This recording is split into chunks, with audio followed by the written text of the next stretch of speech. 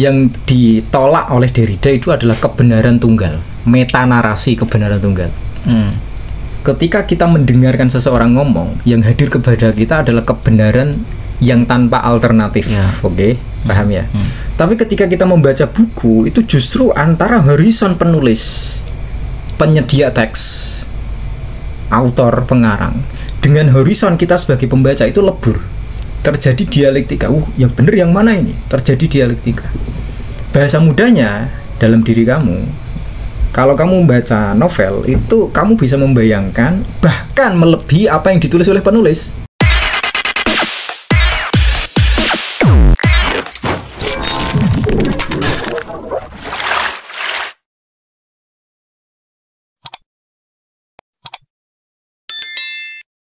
Baik kawan-kawan semua, di sini sudah hadir di tengah-tengah kita kawan saya yang malang melintang di dunia literasi, terutama di desa kami dan desa-desa sekitar kami. Perkenalkan, ini namanya Kang Tono Mundir. Di desa bukan malang melintang.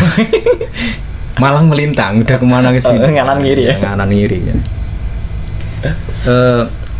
Tepat sekali ketika saya ingin ngobrol dengan Kang Tono ini karena dia memang bergelut di dunia sastra dan literasi, dan tema yang akan kami bahas di sini adalah apakah literasi itu penting. Kita sering mendengar orang-orang berkoar-koar tentang mari galakkan literasi, mari gerakkan dan galakkan literasi, terutama para pegiat literasi yang mendapati anak-anak muda sekarang justru malah tidak menggemari literasi. Terutama sekali juga berdasarkan survei bahwa negara Indonesia tingkat bacanya itu sangat rendah, rankingnya itu paling bawah gitu. Entah ranking 2 atau ranking 3, tapi paling bawah itu kan mengerikan. Yang penting dapat ranking. Nah ya ranking, tapi ranking terburuk kan. Ranking 1, 2 dilanjutin. Maka dari itu sebenarnya penting apa tidak literasi itu? Karena kalau kita menganggap penting, berarti memang gerakan untuk menggalakkan literasi harus kita teruskan. Kalau tidak penting berarti ya udah, kita begini adanya. Kira-kira menurut praktisi sendiri ya, Kang Tono itu kan praktisi dalam bidang literasi, di mana-mana sudah pernah mendidik anak-anak untuk suka dengan literasi. Menghadapi fenomena sekarang itu gimana kira-kira, Kang? Melihat fenomena yang ada, kita akan masuk di generasi Z ya. Ya, XZ tuh. XZ. Kita padahal generasi milenial. Kalau yang selama ini kita gaungkan kan literasi dalam bentuk baca dan tulis. Iya. Baca dan tulis. Sekarang ini campuran ya bahasanya ya. Iya. Kalau sekarang kan kita masuk generasi Z, di mana kayaknya kalau saya lihat mereka lebih suka dengan dunia visual, audio dan visual. Itu mungkin bagi mereka lebih memahamkan. Tapi selama ini yang kita gaungkan itu kan baca dan tulis, sedangkan itu berbeda. Kalau saya lihat kan berbeda dengan dunia audio visual YouTube lah. Betul. Mereka lebih tertarik dalam dunia per-YouTubean, bukan maksudnya menjadi aktor YouTube, tapi dunia lebih banyak mencari informasi dalam dunia audiovisual YouTube. Nah, sebetulnya ada pertanyaan di benak saya, alias apakah YouTube itu juga dunia literasi? Oh iya. Kalau menurut saya kok literasi baca dan tulis itu. Iya. Ya itu memang sesuai dengan definisi literasi yang ada di kamus sih. Yang ada di kamus KBBI kan literasi itu definisinya adalah kemampuan baca dan tulis. Sementara ketika kita melihat video itu yang hadir itu adalah audionya, yaitu oralnya, bukan literalnya, dan juga visualnya. Jadi yang bekerja itu dua indera kita, mata dan pendengaran. Tapi termasuk literasi kok ya? Tidak, dengan definisi yang ketat itu YouTube tidak termasuk, atau sebagian besar YouTube tidak termasuk. Tapi padahal isinya pun padahal juga bisa sama. Bisa apa yang jadi disampaikan sama. Dalam Betul. bentuk buku, apa yang disampaikan dalam bentuk oral atau lisan di dalam YouTube padahal sama. Iya, betul. Tapi sebenarnya kalau dilihat kelemahan dan kelebihannya, kalau menurut saya itu kok lebih pada tulisan, media tulisan. Soalnya gini, kalau disederhanakan ya, kayak tulisan lebih mendidik. Walaupun saya juga senang nonton YouTube, sekedar untuk mencari informasi. Kalau banyak kita lihat, bagi mereka yang bukan subjektif sih, tapi bagi mereka yang suka baca, contohnya novel lah. Iya. Kalau difilmkan itu seolah-olah mereka pasti bilang lebih suka baca novel yang bentuk tertulis daripada menonton film.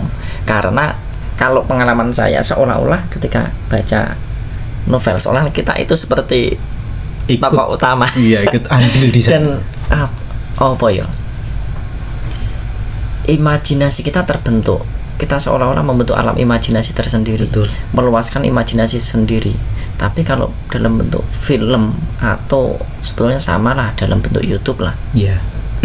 Kita seolah-olah imajinasi kita tidak terbentuk. Ya, kalau menurut saya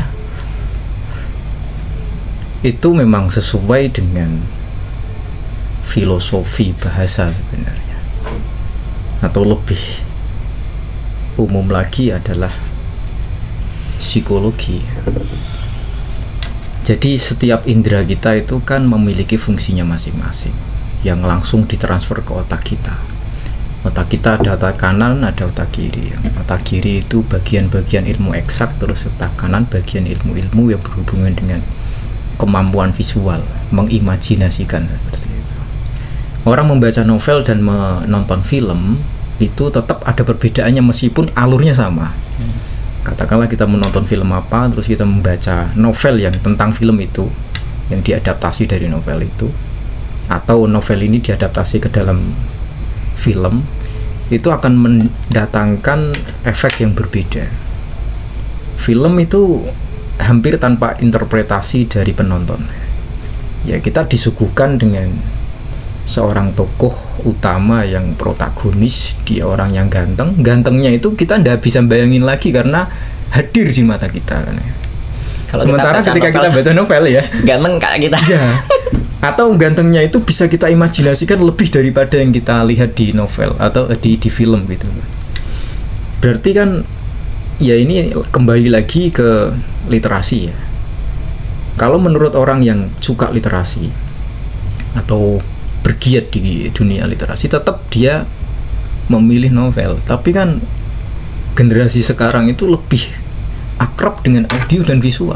Dia ingin dihadirkan sesuatu di depan matanya, sehingga dia tidak mau mikir interpretasinya bagaimana, imajinasinya, bahkan dia itu nggak mau berimajinasi, apalagi kok sampai interpretasi gitu.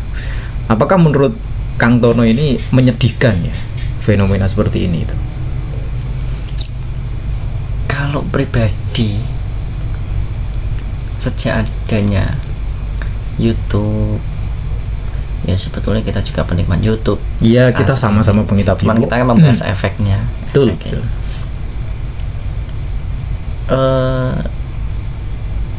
Ketika aku dia ngerasake, kalau dalam waktu kurun berapa hari lah lihat YouTube, seolah-olah imajinasi kita dalam berliterasi menyusun kata kok gak kurang efeknya. Nulis apa, nulis puisi lah, atau nyusun cerpen lah. Iya. Itu kalau pengalamanku, YouTube hanya media untuk menggugah. Tapi tetap bahasa aku tetap mencarinya ada di buku, ada dalam dunia tulisan. Maksudnya kekayaan kosakata. Kekayaan kosakata ada di buku, ada di itu. Dalam nulis tetap kagok kalau kita banyak melihat secara oral, visual, audio. Tapi kan begini ya Kang, katakanlah generasi sekarang ini, generasi di bawah kita, bahkan anak-anak kita sekalipun, itu anak saya tuh sukanya YouTube, tontonan yang audio visual, dan itu mayoritas anak sekarang memang tontonannya seperti itu. Katakanlah memang kecenderungannya itu tidak ke literal, tetapi kan baik literasi, yaitu buku katakanlah ya, maupun media seperti YouTube, itu kan dua-duanya sama-sama alat kan, sama-sama media. Media itu berarti perantara untuk menyampaikan sesuatu. Kalau dalam ilmu linguistik komunikasi kita sepakat bahwa bahasa itu pertama kali diletakkan untuk komunikasi. Kedua kalinya adalah untuk menyebarkan informasi dan ilmu pengetahuan. Sepakat kan kita untuk itu? Berarti dengan demikian maupun oral maupun tulisan, ya oral itu omongan langsung ini, maupun tulisan buku itu sendiri, itu fungsinya sebenarnya sama, untuk menyampaikan sesuatu, berkomunikasi kepada orang lain. Berarti dengan demikian apa yang ada di zaman sekarang, fenomena ketidaksukaan zaman sekarang dengan buku, itu sebenarnya ya fan-fan saja kan. Kalau dilihat dari fungsi buku dan media sekarang, YouTube itu untuk menyampaikan informasi, toh juga generasi sekarang bisa menyerap informasi bukan hanya dari buku saja. Kan berarti fan-fan saja kalau begitu. Berarti kan dalam arti kata kasarnya literasi nggak penting. Itu gimana Bang? Bukan masalah pro kontra dengan YouTube ya. Ya malah bahas YouTube ya. Bukan masalah pro kontra. Tapi informasi tetap tersampaikan. Inti dari literasi kan tersampaikannya informasi. Betul.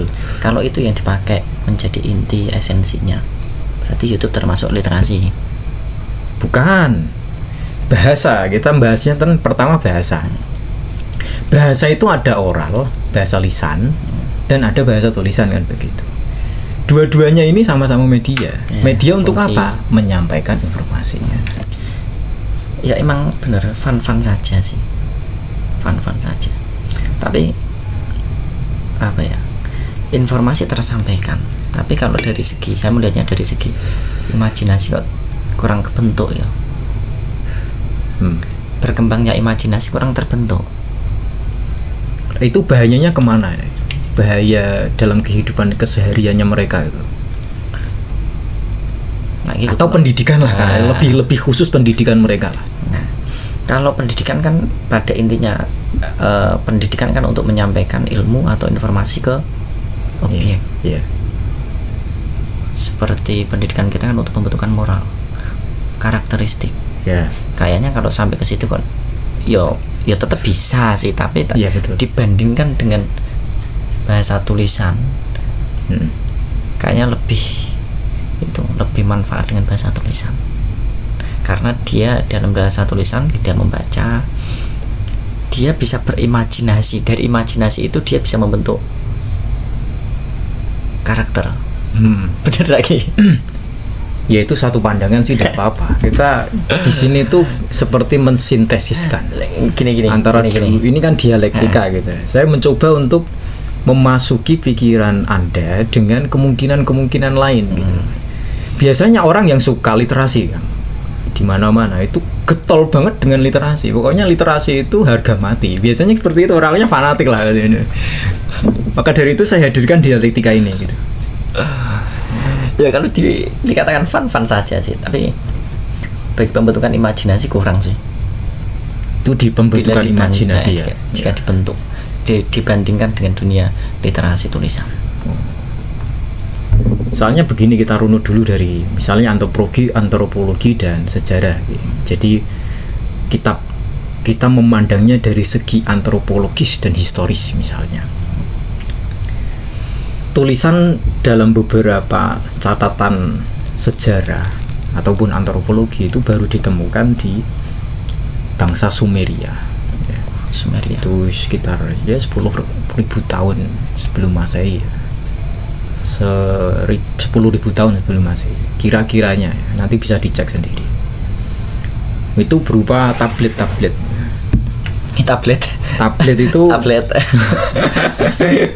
tablet itu tanah yang digempleng-gempleng terus ditulisi, kemudian cara mengawetkannya bagaimana, dengan cara dibakar seperti genteng ya. Terinspirasi dari ya genteng berarti ya? Mungkin tablet mungkin dari sana, memang namanya tablet. Kalau dalam catatan antropologi, orang-orang menciptakan huruf, yaitu bahasa tulis, itu berdasarkan kegelisahan eksistensialis mereka. Apa itu? Penyampaian informasi dari satu generasi ke generasi yang lain ketika melalui oral itu sangat rawan. Nomor satu, rawan terhadap pemalsuan. Jadi bisa jadi saya menyampaikan ke kamu menyampaikan ke orang lain, sampai ke orang 10 itu tidak sama dengan saya yang sampaikan orang pertama. Bias. Karena ingatan kita itu memang kadang tidak tepat, sering kali tidak tepat, sering lupa kita. Yang kedua juga kegelisahan bahwa bahasa oral itu tidak bisa menyebar ke tempat-tempat yang lebih jauh. Jadi harus ketemu orang yang kita omongi, orang yang kita omongin harus ketemu orang yang lain sampai ke menyebar ke seluruh penjuru yang kita inginkan. Sementara itu melalui tulisan, itu berarti tulisan itu adalah lintas zaman dan lintas waktu. Bisa menembus zaman dan menembus ruang kan gitu. Lintas ruang dan waktu. Lintas waktu berarti dia bisa diwariskan, informasi yang ada di buku atau tablet ini bisa diwariskan kepada anak cucu. Lintas ruang berarti bisa sampai ke belahan bumi manapun. Berdasarkan kegelisahan eksistensialis ini kemudian muncul tulisan. Itu awal-awal mula kan begitu kan. Abad tulisan ditemukan, setelah itu dinamakan era historis. Tadi era prahistoris, prasejarah dan era sejarah. Jadi sesuatu dinamakan bersejarah atau katakanlah era sejarah itu ketika tulisan ditemukan. Jadi ada catatan sejarahnya. Sebelum ada catatan sejarah itu dinamakan prasejarah. Kita hanya menemukannya dalam artefak. Itu beda dengan tulisan. Tulisan itu berisi informasi ini dan seterusnya. Melihat runutan sejarah yang seperti ini, seolah-olah di era informasi yang berjubel sekarang, boleh kita katakan era internet, kita itu sebenarnya kebalik. Dulu orang ngomong dulu baru nulis. Orang cenderungnya ngomong, mendengarkan, baru menulis, membaca. Oke? Kan kita runutnya sejarah dari runut sejarahnya kan dari situ. Kemudian di era internet, awal-awal internet itu yang menjamur adalah web. Web isinya tulisan. Berarti eranya adalah era literasi dong. Hanya saja medianya berubah dari kertas yaitu buku ke media digital. Tapi esensinya sama, bahwa yang tertuang di situ adalah dunia tulis menulis. Tapi generasi sekarang kemudian menuju ke era yang lain, yaitu audio visual. Apalagi adanya TikTok, adanya YouTube Short yang marak sekali sekarang, orang-orang sukanya yang seperti itu. Seolah-olah malah terbalik, dari yang dulu era mendengarkan dan ngomong dan mendengarkan, sekarang menjadi menuju ke era nulis dan membaca. Sekarang menjadi era menulis dan membaca, beralih ke era mendengarkan dan ngomong. Nah itu bahaya nggak kalau untuk generasi seperti sekarang ini? Dirunut dari sejarahnya seperti itu yang terbalik. Bahaya atau tidaknya kayaknya kok subjektif. Ya pandangan pribadi lah paling tidak. Kalau saya melihatnya gini, tetap punya kelemahan tadi ya. Punya kelemahan. Kalau secara lisan itu tetap juga terjadi bias. Secara kalau ini kata dibilang kembali ke sejarah dengan penyampaian kembalikan sejarah. Kok apa ya? kok tetap punya kelemahan. Apalagi sekarang dengan dunia bisa editing. Yeah. Kalau antara orang walaupun sama dengan visual oral dari orang ke orang bisa terjadi sampai ke riwayat berapa orang terjadi bias. Kayak sama walaupun dilihat dari YouTube itu kita ketemu langsung dengan orangnya tatap muka. Tetap kan punya kelemahan dengan dunia luar adanya editing eksternal itu tadi punya kelemahan. Cuman kalau tadi dari oral visual yang sejarah awal menuju ke tulisan, itu kan untuk melintasi ruang dan waktu dan ya betul, ruang dan waktu. Tapi menuju ke ada nilai positifnya juga sebetulnya. Era internet ini maksudnya. Era internet. Positifnya bagaimana? Nanti sebelum kan kecepatan informasi untuk sampai kepada sebanyak-banyaknya sama-sama lintas ruang dan waktu. Betul, ya. Tapi juga ini ada nilai positifnya adalah kecepatan informasi. Itu positif lah. Oke, kita sepakat. Terus kemudian nilai negatifnya bagaimana? Yang berdampak negatif bagi generasi kita. Ya tadi yang awal itu kurang mendidik secara imajinasi. Kedua, kalau tadi dengan kelemahan yang secara lisan dari person ke person itu ada nilai biasnya. Kalau ini juga dengan melesatnya YouTube, perkembangan teknologi juga ada namanya editing, ada namanya framing. Itu framing ya. Istilah katanya framing ya. Mainnya ada dunia pencitraan, belum tentu yang kita lihat itu sesuai dengan kenyataan. Iya betul. Kita tidak tahu di belakang layar itu. Iya. Di depan kamera dia baik, tapi ketika sendiri ini yang kita sampaikan bukan masalah ini untuk menyampaikan ilmu toh. Moralitas dunia luar itu bagaimana, itu pun padahal kadang tidak bisa disampaikan secara jeli lewat dunia tulisan. Berarti ini gimana ini mengurainya gimana? Aku masalah pro kontra dari YouTube loh. Bukan maksudnya ini kan masalah kita belum terurai ini. Padahal tadi sudah saya runutkan melalui sejarah. Kita itu seolah-olah membalikkan sejarah. Dan ini kalau saya boleh bilang kan, pembalikan sejarah ini justru malah prematur.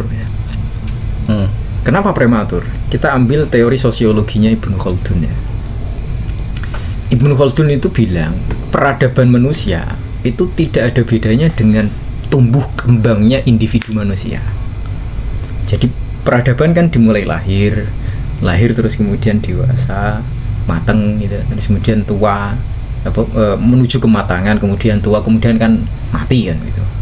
Setiap peradaban yang lahir seperti itu. Jadi tidak ada peradaban yang bertahan sampai kapanpun, tidak ada. Karena yaitu filosofinya adalah manusia seperti itu juga, individu manusia seperti itu. Kita tengok lagi ini, manusia lahir ke dunia,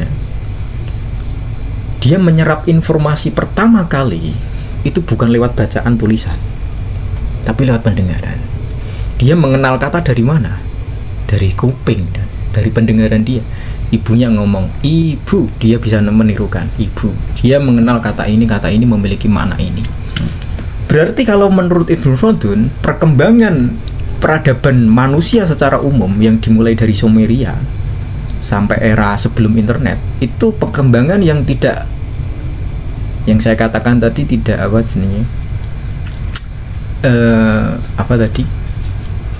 seperti bayi tadi loh, prematur ya, yang tidak prematur lah gitu. Karena sesuai dengan perkembangan manusia itu berkembang melalui bahasa lisan untuk pertama kali, dia menyerap informasi dari pendengaran, kemudian dia bisa ngomong, sampai akhirnya ketika dewasa dia bisa mikir, timbullah era tulisan, dia bisa membaca.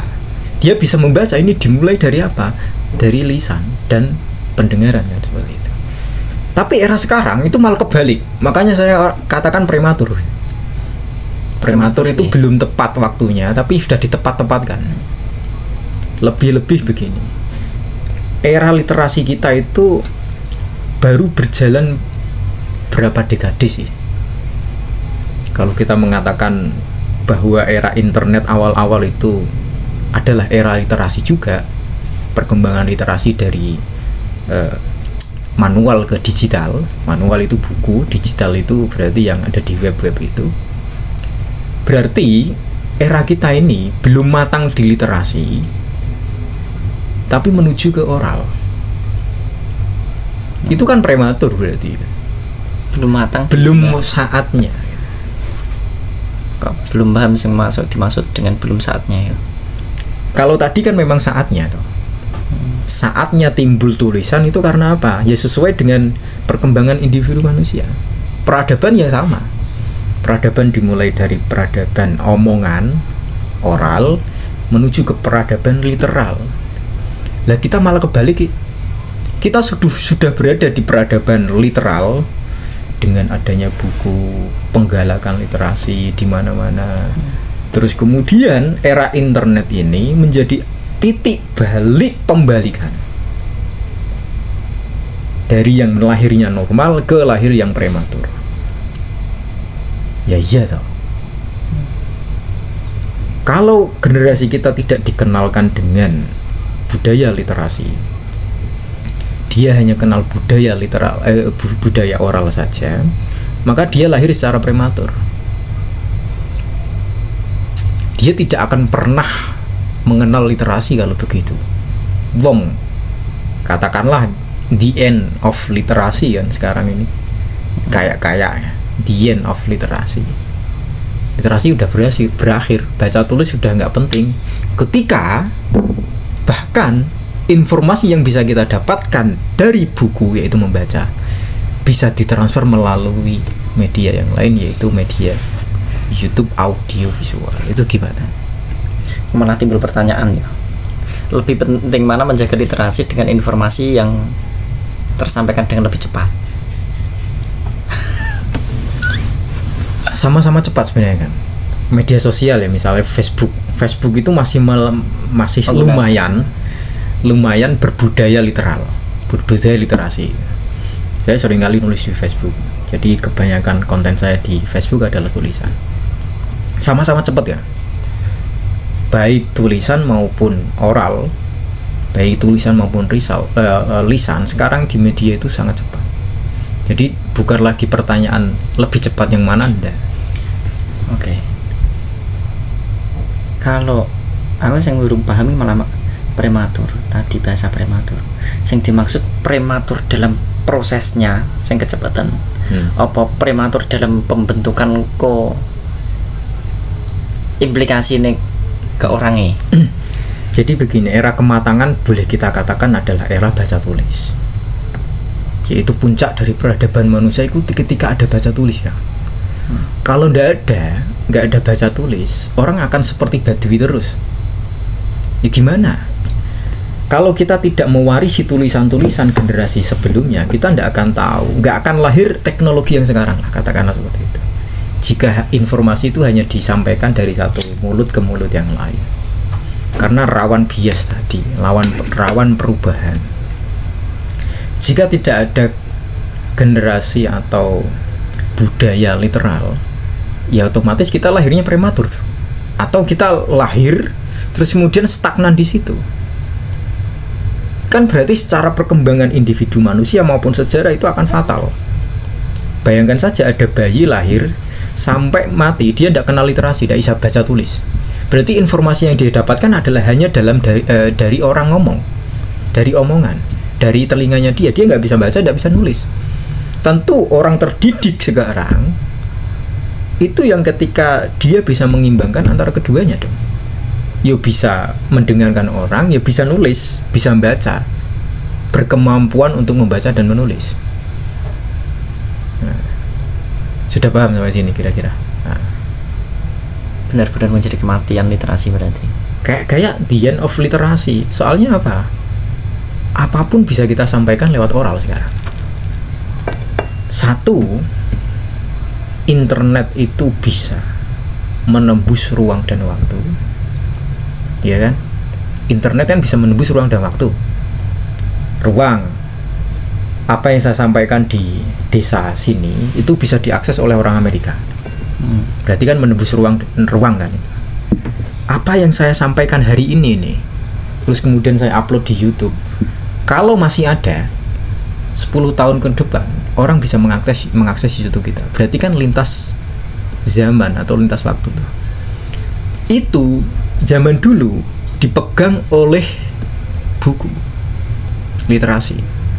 Jadi peran itu untuk menyampaikan sesuatu lintas zaman dan waktu dipegang oleh buku dulunya. Sekarang tidak bisa. Buku sudah tergerus oleh internet sekarang. Karena internet memainkan fungsi yang sama, katakanlah seperti itu. Nah pertanyaannya, lah kan internet beda sama buku. Bedanya gimana? Saya tanya gitu. Wong sama-sama menyampaikan ilmu, sama-sama menyampaikan informasi, kan begitu toh. Berarti pertanyaannya kita kembali lagi sekarang. Kalau sama-sama menyampaikan informasi baik lewat oral maupun lewat tulisan, kenapa ada gaung-gaung untuk terus menyuarakan ayo galakkan literasi? Itu tujuannya terus apa? Kalau orang-orang pegiat literasi ditanya mungkin akan bingung. Kalau dia tidak memiliki pendasaran filosofis lebih, makanya harapan saya dengan ngobrol ini ya, kita memiliki pendasaran ilmiah dan filosofis agar kita tetap akan selalu menyuarakan tentang literasi. Tujuan saya ngobrol seperti itu, makanya saya hadirkan dialektika dulu. Saya hadirkan pertanyaan dulu, pentingkah literasi? Wong literasi sudah diambil alih kan begitu oleh budaya oral sekarang. Kalau tulisan menjadi puncak peradaban ya penting. Tapi kan fungsinya sudah digantikan oleh budaya oral. Karena oral itu sekarang sudah bisa diabadikan sebagaimana tulisan diabadikan dalam kertas kan, begitu kan? Nah, gimana itu Kak? Ini pegiat literasi harus bisa jawab kan? Kalau nggak bisa itu kampanye orang-orang seperti Anda itu tidak akan didengarkan orang lain. Nah, itu serius ini serius ini. Meskipun saya sambil ketawa tapi serius ini. Gimana tuh Kak? Repot kan? Repot kalau menengok fungsinya sebenarnya sama, bisa diterima sih. Tidak ada kematian literasi kalau fungsinya, karena sama-sama literasi dalam bentuk tulisan itu untuk menyampaikan informasi. Kalau YouTube pun juga untuk menyampaikan informasi. Kalau sama-sama dilihat dari fungsinya, tidak ada kematian. Ya tetap mati kan? Nah kita kan mendefinisikan literasi sebagai kemampuan baca tulis. Tulisan, hubungannya tulisan. Itu sudah dua media yang berbeda dan dua indera yang berbeda. Ya iya dong. Kita membacakan berarti yang bekerja adalah mata kita. Oke. Kita mendengarkan, yang bekerja adalah telinga kita. Kan udah ada dua beda indera yang bekerja. Berarti itu kalau kembali ke dunia visual audio itu kembali ke masa sebelum adanya tulisan.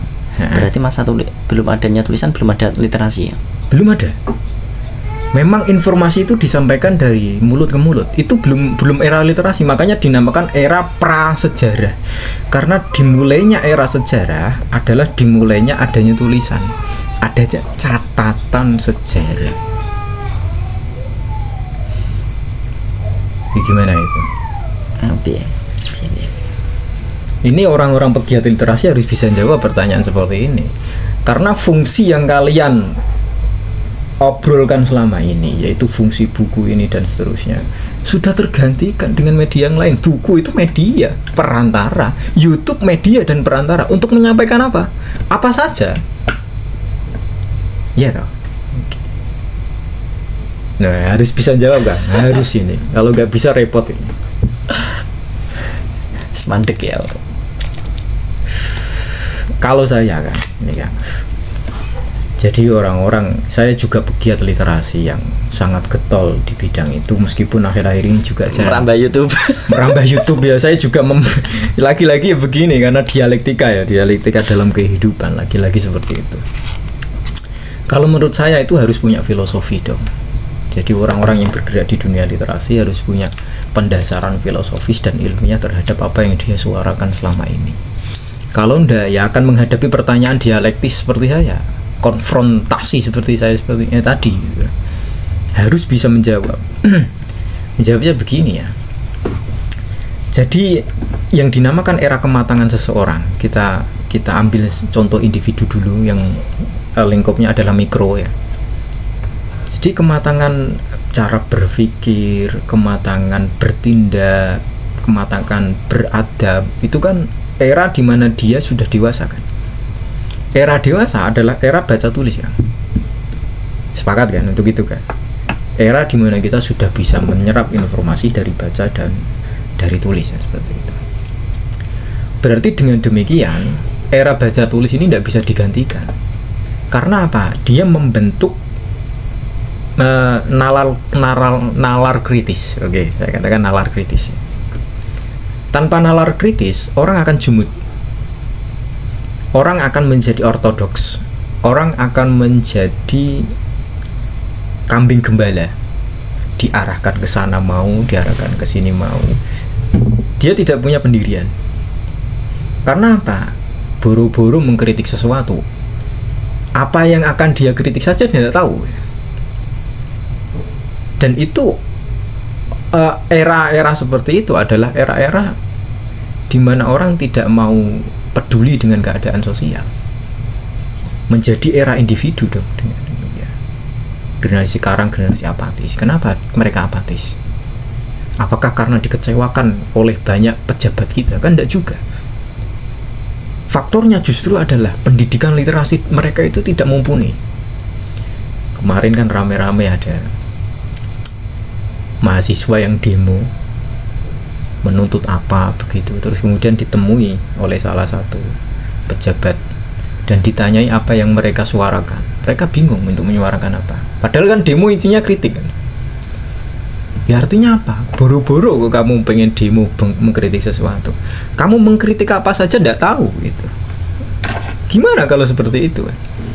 Berarti literasi tetap penting, tapi dengan pendasaran bahwa seperti era dewasa itu adalah era kematangan berpikir.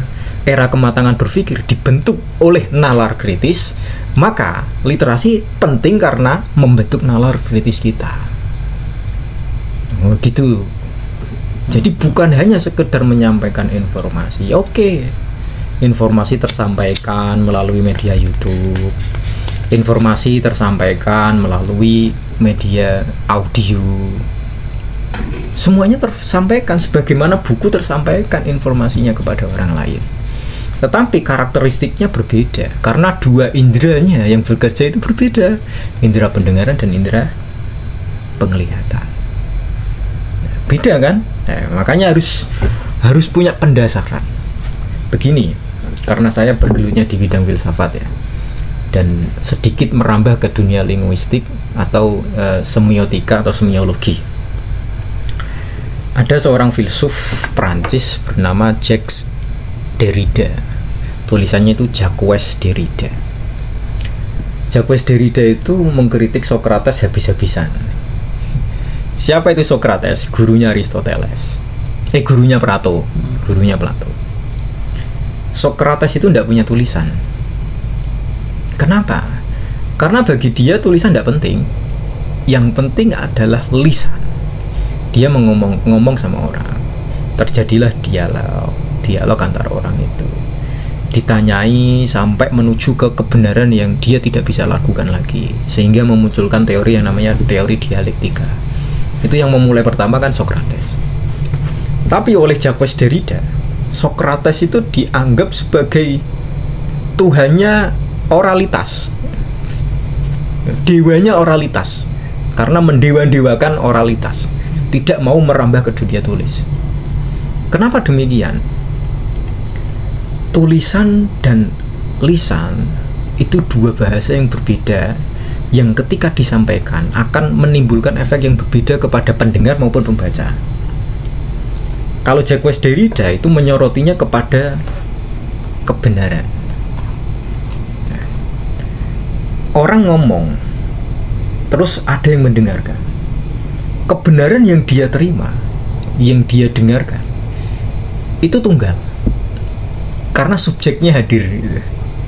Kalian semua tuh ketika mendengarkan YouTube ini kan berarti subjek saya sebagai yang ngomong itu hadir. Dan saya memberikan perspektif kebenaran satu kepada kalian. Kalian nggak bisa berimajinasi dalam bahasamu gitu. Bahkan untuk berpikir kritis kalian tidak sempat. Gitu. Iya toh. Saya ngomong gini terus kamu menyimpulkan informasi dalam kepalamu apa yang kamu dengar. Iya benar. Oh iya benar. Yang ada adalah pembenaran dalam dirimu. Karena kebenaran itu hadir dalam satu surah, dalam satu bentuk. Hadirnya melalui omongan. Subjeknya hadir. Saya kalau nggambarin gampang kan. Misalkan ya, kita ambil satu kutipan dari Gus Baha. Kutipan itu kontroversial. Kita sebarkan kutipan itu. Tapi nama Gus Bahanya kita hapuskan. Kita lihat reaksi orang. Karena ini kontroversial, pasti komennya akan menghujat. Wah, apa ini kutipan omongan kok seperti ini? Karena apa? Nggak ada tulisan Gus Baha di situ kan. Coba kalau kita sertakan tulisan gue, orang akan keder. Waduh, bantah Gus Baha ini. Ilmu aku kayak apa kok bantah Gus Baha kan begitu. Apalagi kok Gus Baha hadir sebagai subjek yang ngomong, kita agak sempat mikir itu. Dan itu yang dikritik oleh Jacques Derrida. Maka dari itu dia sampai dia bilang begini, there is nothing out of the text. Tak ada sesuatu pun di luar teks. Kira-kira bahasa Inggrisnya seperti itu ya. There is nothing out of the text. Tak ada suatu apapun yang keluar dari teks. Keluar dari teks itu sendiri. Karena apa? Dalam tulisan, ya, kalau kita belajar ilmu semiologi maupun ilmu linguistik, terutama dari para semiolog ya, dia mengatakan bahwa ketika seseorang membaca, subjek dari orang yang membuat tulisan ini tidak hadir. Misalnya kita baca tulisannya siapalah, Aristoteles misalnya, atau penulis-penulis yang lain. Ketika kita membaca tulisan itu, subjek yang menulis ini tidak hadir. Ini dalam kajian linguistik dinamakan the death of author, kematian penulis, pengarang. Pengarang itu mati. Kenapa pengarang mati? Karena biar interpretasi seorang pembaca itu jadi lebih kaya. Kalau orang mikir, wah ini yang nulis itu Aristoteles. Kalau yang nulis Aristoteles saya bantah, itu ilmu saya seperti apa? Tidak begitu konsepnya. Konsepnya adalah matikan autor. Pengarang mati dulu, hilangkan. Kemudian kita bisa memasuki horizon teks dengan nalar kita, sehingga timbullah sikap kritis. Dan ini yang tidak dipunyai oleh tradisi oral. Karena apa? Subjek hadir kan gitu. Nah, ini harus diketahui oleh orang-orang yang bergelut di bidang literasi. Harus mempertimbangkan itu, harus punya pendasaran filosofis dan ilmiah agar dia terus bisa menyuarakan literasi, kira-kira. Berarti apa ya bahasa nih? Unsur guru berarti enggak gue ya. Unsur guru berarti ya sebetulnya benar juga sih. Ungdur ila makol wala tangdur ila mankol. Ungdur makola wala tangdur mankola. Nah, betul. Tapi terkadang ada bahasa lain, ada kalau kita mencari guru atau kitab lah, kita disuruh melihat siapa penulisnya, siapa pengarangnya, dan atau siapa gurunya. Betul. Berarti wadah mempengaruhi isi berarti. Oke, ini saya suka ini karena mendialektikannya dengan tradisi keilmuan Islam. Saya suka ini. Betul. Ini yang selama tadi ya yang kita tadi bahas itu kan secara umum ya, kita belum masuk ke katakanlah keilmuan Islam. Ini kalau dibenturkan ke keilmuan Islam akan lebih menarik ini kan. Iya, Mas Teh. Gini, kalau kembali ke tadi, kalau literasi dalam bentuk tulisan Kalau tadi pakai teori yang tadi kan tidak memasukkan unsur mannya orangnya. Betul. Mannya sudah mata. Yang disampaikan adalah unsur murni ilmunya. Iya. Atau tapi, informasi yang ada dalam. Tapi kalau dalam bentuk oral, audio atau visual, itu kan unsur orangnya kan kelihatan. Subjektivitasnya orang ya hadir. Betul. Tidak ada pengaruh sama sekali unsur guru atau penulis. Unsurnya ada, maksudnya bagi si penulis itu loh, tidak diperhitungkan. Makanya gini, kembali lagi kepada filosofi pendidikan gitu. Philosophy of education. Jadi yang kita capai dari pendidikan itu seharusnya apa? Ini saja masih perdebatan kan ya. Kalau dalam Islam jelas kedua hal harus imbang, yaitu antara pendidikan intelektual dan pendidikan moral. Makanya dikatakan kalau orang tidak mengamalkan ilmunya oleh hadis Nabi ya, itu kayak kasyajarotin bila samro, seperti pohon tanpa buah, padahal pohon itu bisa berbuah. Artinya apa? Ilmunya ini hanya ada dalam akalnya saja, tapi tidak sampai merembes ke lelaku hidup dia. Ini oleh Islam kan dikritik habis-habisan. Bahkan orang yang tidak bisa mengamalkan ilmunya itu, ilmunya ini kata hadis akan jadi hujjatun alaihi yaumal qiyamah, akan menjadi hujah yang justru menentang dia di hari kiamat, kan begitu kalau dalam keilmuan Islam. Maka dari itu pembenturan ini ya kembali lagi kepada tujuan pendidikan. Kalau untuk menyuburkan nalar kritis, okelah bahwa tulisan itu tidak bisa digantikan dengan oral. Nalar kritis itu belum masuk ke lelaku moral ya. Nalar kritis berarti kan mendidik intelektual. Oke, kita sepakat itu. Orang menjadi kritis, pikirannya tidak jumud, tidak kaget dengan perubahan, aplikatif dengan perubahan, itu kan semua nalar kritis ya. Itu masih dalam taraf intelektual, oke. Tapi kan Islam tidak menghendaki itu saja. Ada efek ke belakang. Ya, makanya yang dikatakan adalah terdidik bukan terpelajar. Beda kan? Ya. Kayak filosofi pendidikannya Ki Hajar Dewantoro pun juga akan mengarah ke orang terdidik bukan orang terpelajar. Karena orang terpelajar itu orang yang terpelajar secara intelektual. Orang terdidik adalah orang yang terpelajar secara intelektual dan juga moral. Jadi kan kembali lagi ke masalah tujuan akhir dari pendidikan. Kalau orang-orang barat yang era-era postmodern itu udah tidak peduli apa yang namanya moralitas. Itu urusan pribadimu, itu dapurmu, itu urusan dapur. Nah ini menarik ketika dibenturkan. Kalau praktek lapangannya bagaimana Kang? Kayak tadi bias ya. Enggak. Ketika tadi berbicara apakah pentingnya literasi, sekarang sampai ke efek ke belakangnya mengenai implikasinya. Kan gini. Urutannya ya. Iya. Literasi sampai untuk menyampaikan sebuah informasi. Betul. Informasi ini untuk membentuk sebuah implementasinya, moral lah yang kita bahas. Yes. Kalau tujuan utamanya iki yo literasi dalam bentuk apapun, maksudnya media dalam bentuk apapun fan saja. Iya, fan. Wong dalam bentuk tulisan pun pada contoh ya. Iya. Katanya Al-Qur'an lah. Ya. Al-Qur'an bisa lebih terjaga dengan para hufat. Ya. Walaupun hufatnya belajar juga dari tulisan. Betul. Nah, tak kira kok media apapun mah ini dengan literasi yang digaungkan seolah-olah jadi luntur gitu. Ya, maka dari itu harus terjadi dialektika gini. Kalau tidak ada dialektika, orang akan menyuarakan tapi juga benar literasi terus-menerus tanpa pendasaran. Tapi juga benar sih. Juga benar dengan adanya literasi imajinasi dan kritis itu terjadi. Betul. Tapi di samping itu kalau di dunia kita, dunia Islam juga jangan sampai mengesampingkan man atau orang si pembawanya.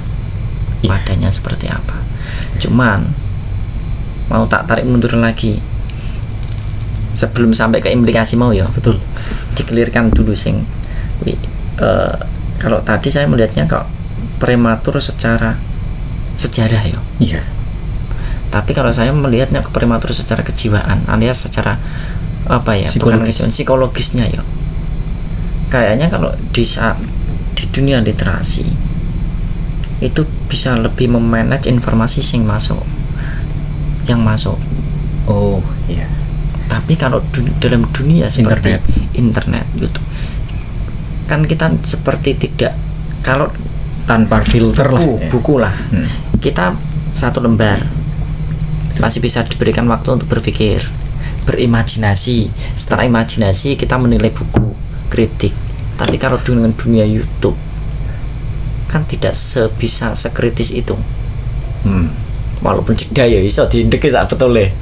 Jeda sebetulnya iso diindeke. Bisa teknis lah itu urusan. Tapi dari situ kayak kok apa ya, memanage informasi yang masuk kita belum bisa pada akhirnya untuk pemuasan sendiri, bukan untuk pembentukan kedewasaan tapi untuk pemuasan keinginan sendiri.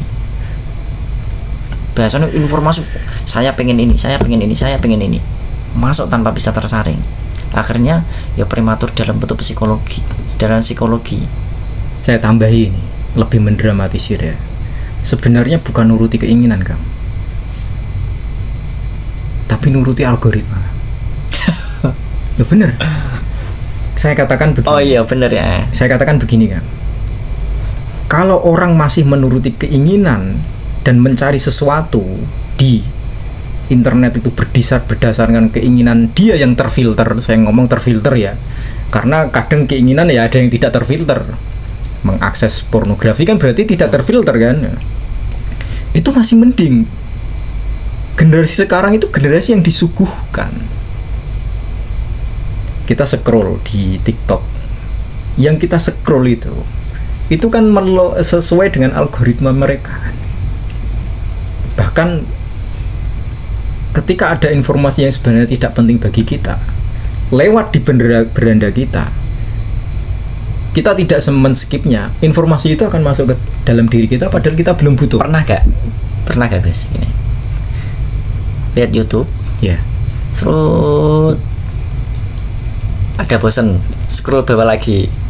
Itu generasi. Iya, saya pun seperti itu. Iya, belum sampai selesai bosan scroll. Ya nggak ada habisnya. Ada efek psikologi ya, sangat berefek itu adalah efek dari efek paling negatif adalah akhirnya kan kita itu tidak bisa fokus. Disorientasi, saya katakan. Disorientasi dalam hal apa? Banyak hal. Disorientasi keilmuan. Ilmu kita jadi separuh nanggung. Kalau kita mengetahui sesuatu separuh itu kan bahaya kan.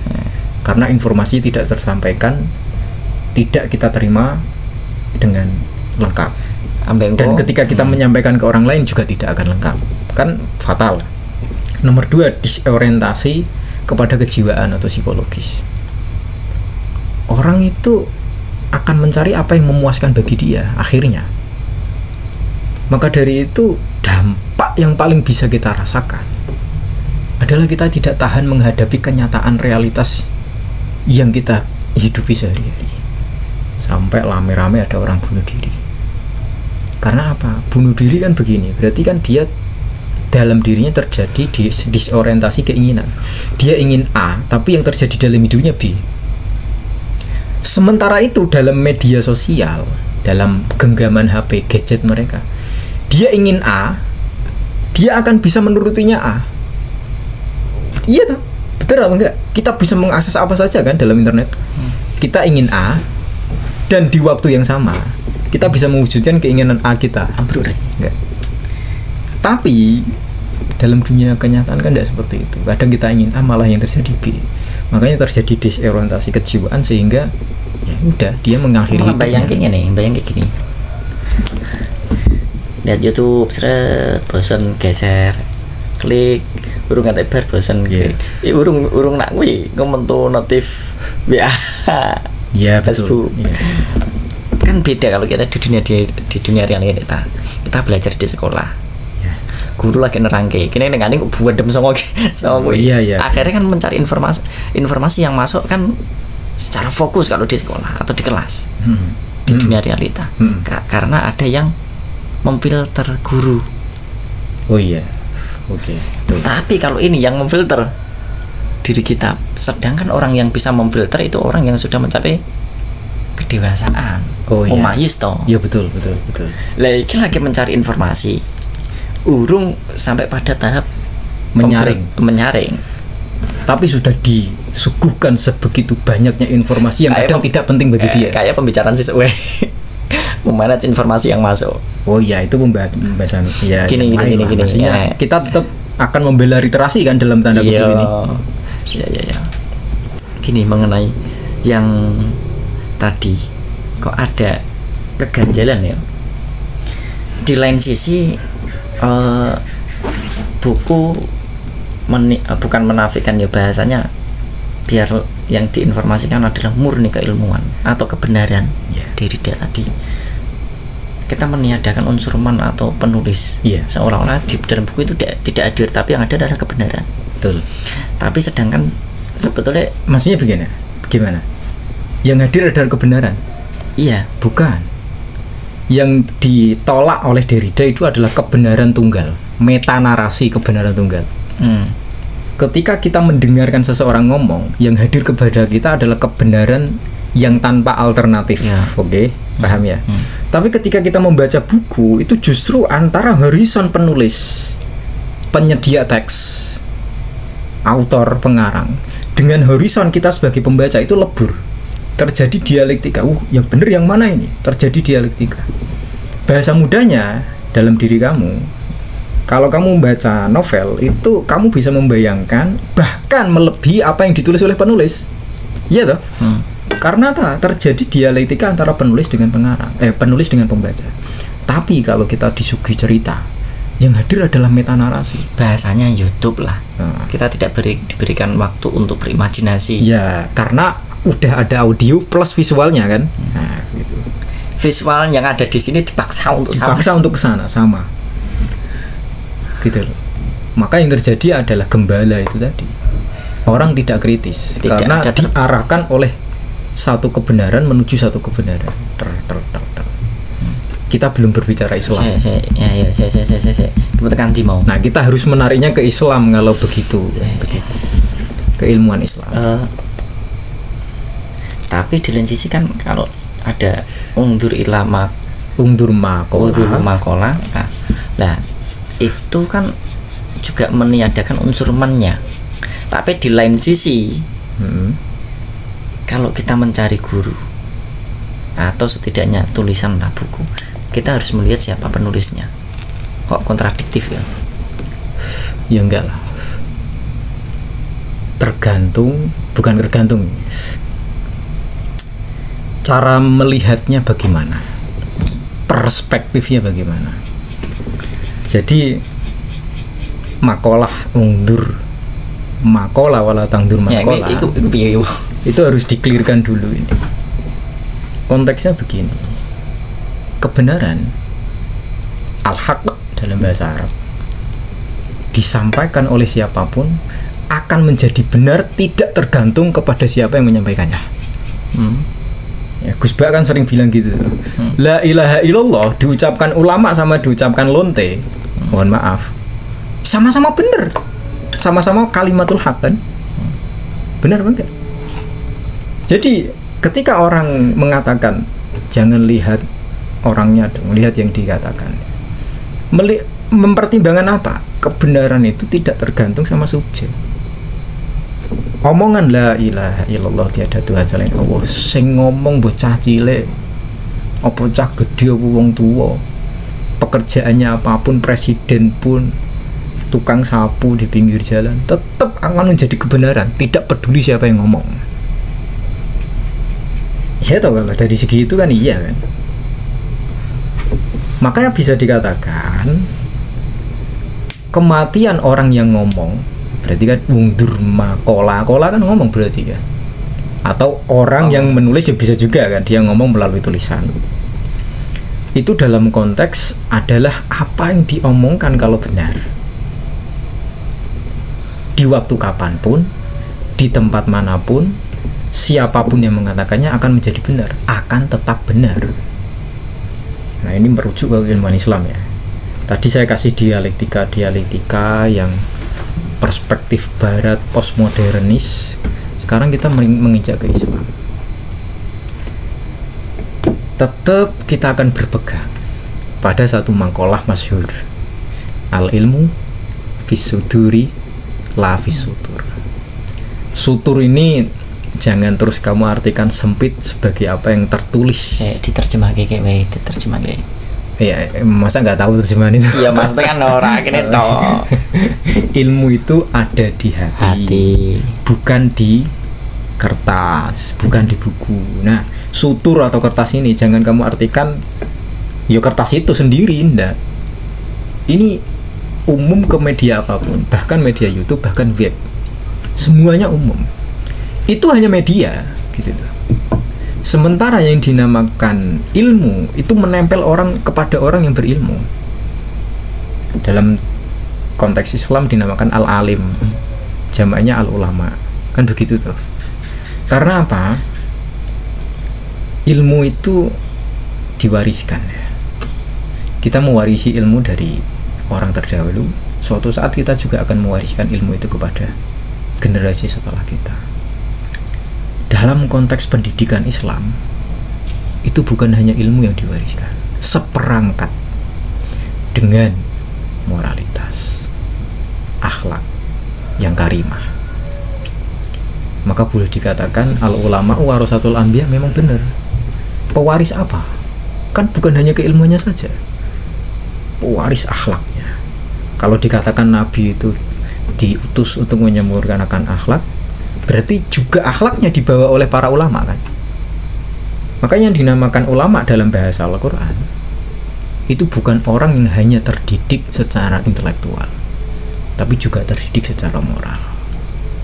Oke, ini sudah mengerucut ke Islam guys. Kita clearkan sekaligus gitu loh. Untuk nanti kita tarik ke dunia literasi secara umum. Juga arti kata ulama sendiri, orang yang berilmu dan mengamalkan.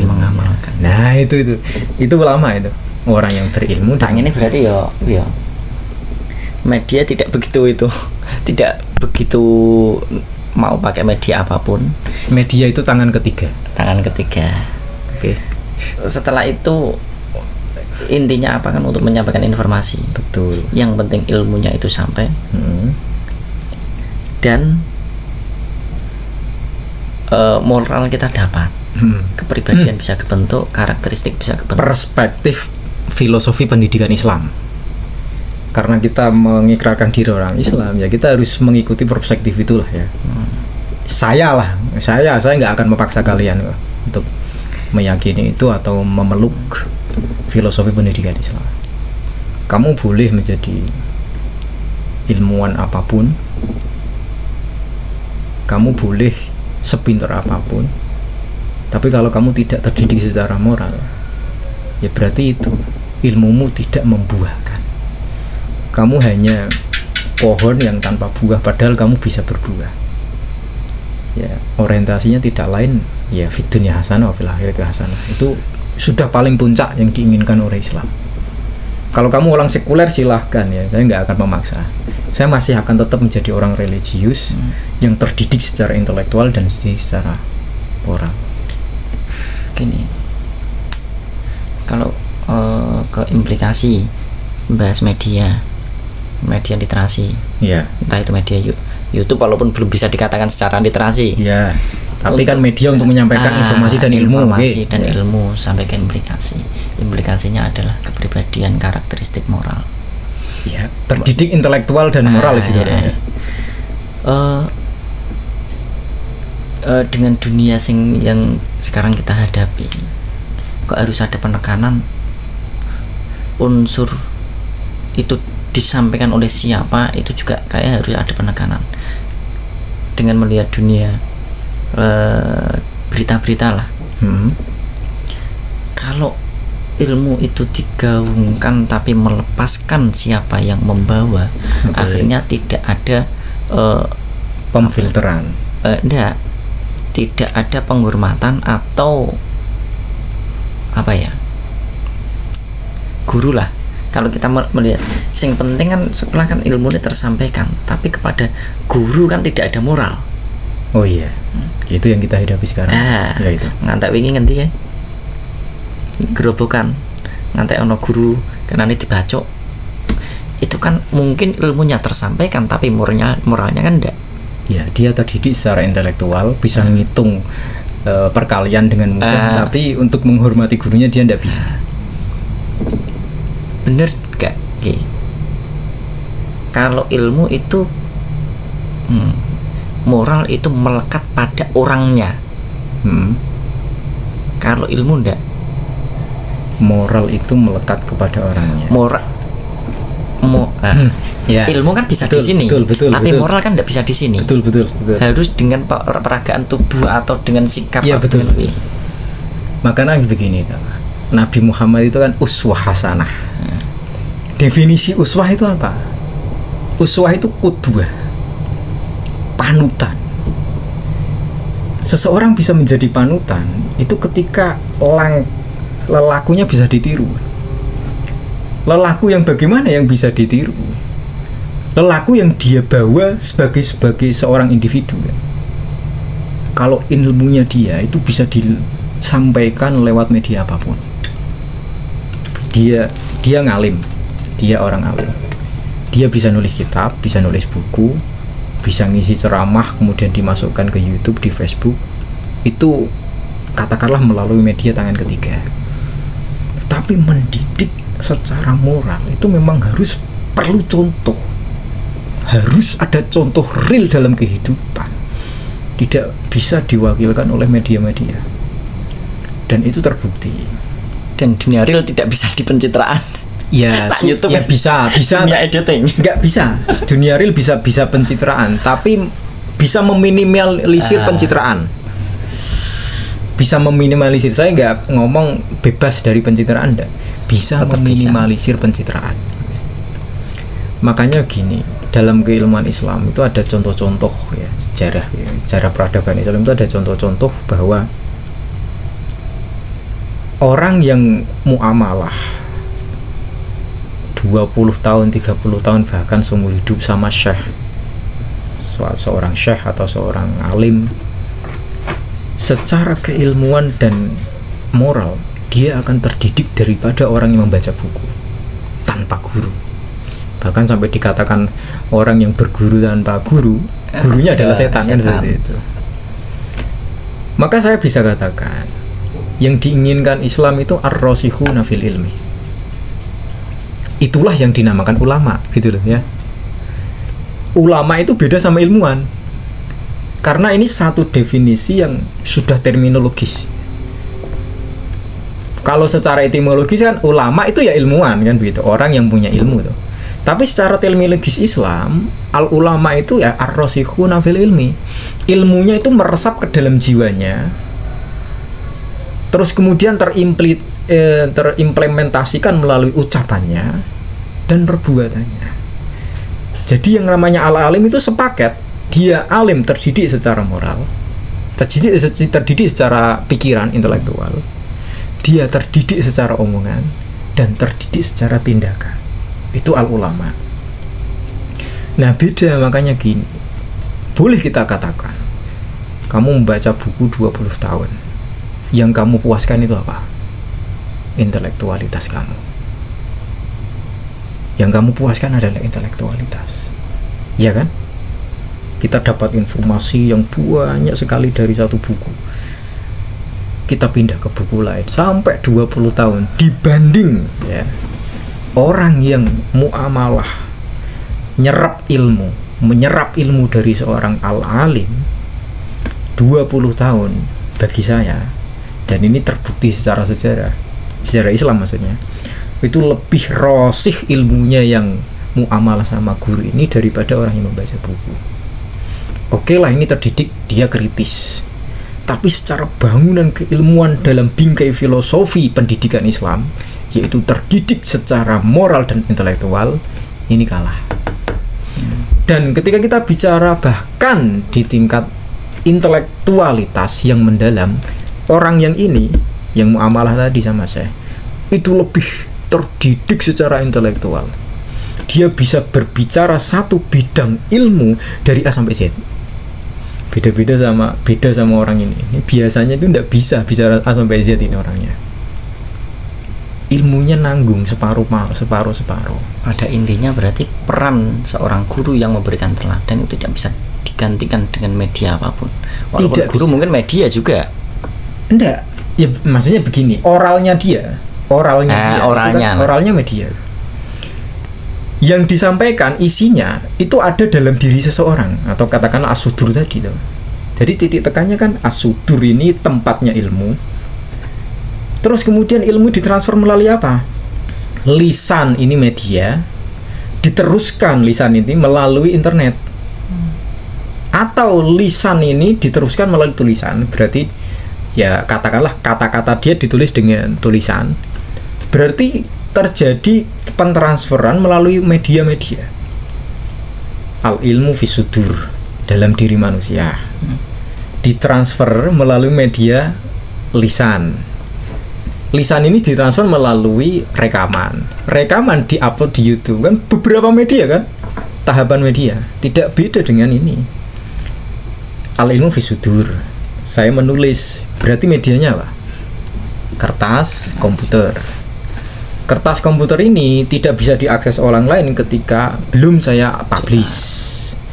Nah, publish berarti kan ada kalanya kalau itu masih manual, dicetak kemudian bukunya disebarkan, kitabnya disebarkan. Atau saya publish di Facebook, tersebarlah lewat media yang namanya Facebook. Tapi intinya adalah al ilmu fisudur. Contoh itu yang real ada dalam diri ulama. Subjek itu tidak akan hilang gitu. Makanya sesuai dengan filosofi pendidikan Islam. Saya sedikit nambahi. Makanya dalam pengajian hadis, kan tidak bisa langsung bisa diartikan kalau kita tidak melihat kontekstualnya atau lewat asbabul wurud. Ini keluar. Pas Kanjeng Nabi sedang apa atau apa, sama dengan Al-Qur'an. Tidak bisa hanya kita melewat terjemah saja, tapi juga kita asbabun nuzul dan asbabul wurud. Nah, tapi itu masalah yang berbeda. Yang intinya begini, mungkin yang menjadi puncak dari obrolan kita soal literasi ini adalah kalau ilmu itu adalah satu media untuk mendidik kita. Ilmu kan berarti mendidik kita kan, melalui media-media. Kalau suatu ilmu itu mendidik kita dan kita akhirnya secara individu terdidik dari segi apapun, saya jelaskan aja, dari segi intelektual kita terdidik, dari segi spiritualitas kita terdidik, dari segi psikologis kita terdidik, dari segi sosial bermuamalah kita terdidik, terakhir dari segi kebaikan di dunia dan akhirat kita juga terdidik. Maka dari itu keilmuan itu harus melalui contoh yang real.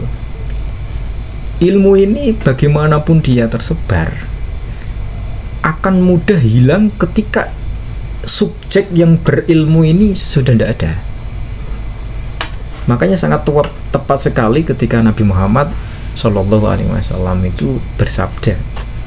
Dan mungkin ini kalau orang-orang dai itu memahaminya secara dangkal ya. Kalau orang-orang yang berpikir filosofis itu memahami satu kalimat itu malah justru bisa dijelaskan dalam satu kitab. Saya agak lupa redaksinya, tapi kira-kira begini, aukamakol lah ya.